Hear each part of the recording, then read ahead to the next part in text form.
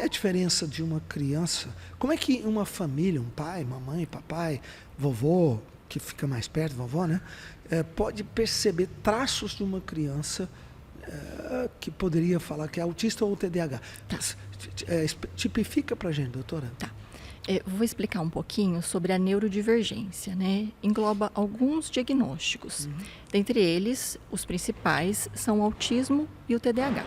O autismo, a gente vai observar um atraso de neurodesenvolvimento baseado na dificuldade do relacionamento interpessoal, dificuldade na comunicação e também em ações repetitivas e às vezes estereotipadas. Já no transtorno déficit de atenção e hiperatividade, que é o TDAH, a gente percebe aquela criança que pode apresentar alguns atrasos, mas dificuldade de concentração, de foco e agitação. O que é importante para a família? A gente observar as questões relativas a atraso de neurodesenvolvimento.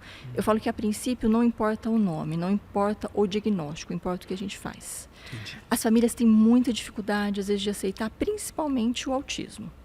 Então, a família, às vezes, filhos agora que vieram da pandemia, são filhos únicos, crianças que não tiveram interação com outras crianças.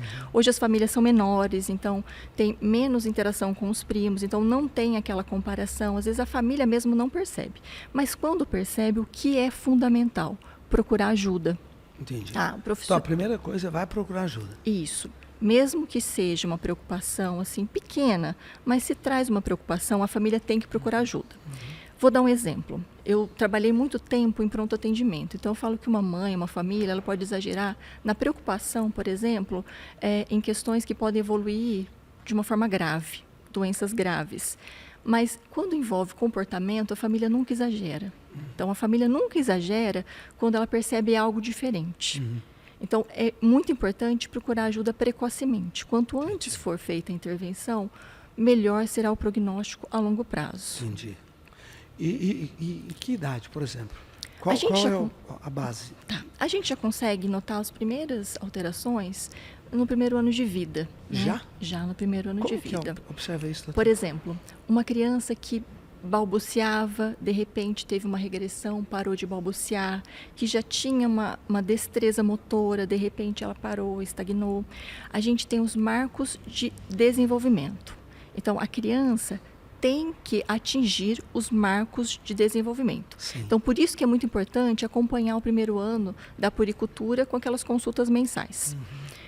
Por exemplo, as pessoas têm o costume de falar assim, cada criança tem seu tempo, vamos dar 6 meses, vamos reavaliar daqui 6 meses. Não.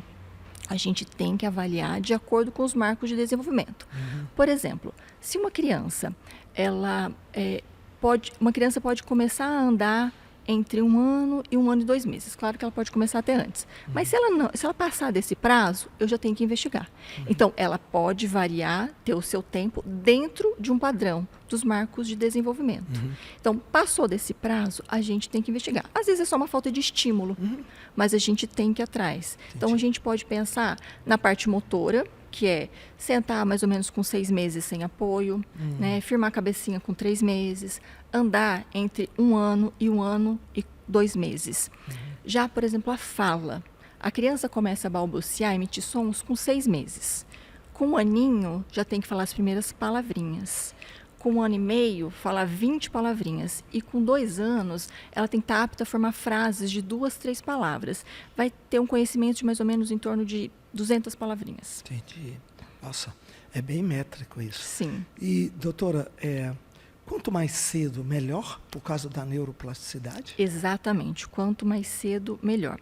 A gente pensa que a criança, ela tem as podas neurais, tem determinadas idades que podem ocorrer essas podas, que seriam a limpeza desse cérebro.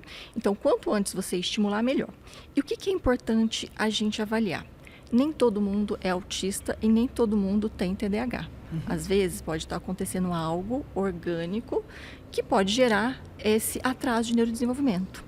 Por exemplo, uma encefalite. Às vezes é uma criança que teve uma infecção viral, por exemplo, eu vou dar exemplo da infecção viral, que pode ter desenvolvido uma encefalite e isso vai gerar um atraso de neurodesenvolvimento. Por isso que é muito importante procurar ajuda, porque se tiver uma causa tratável a curto prazo, ela vai ser resolvida. Entendi.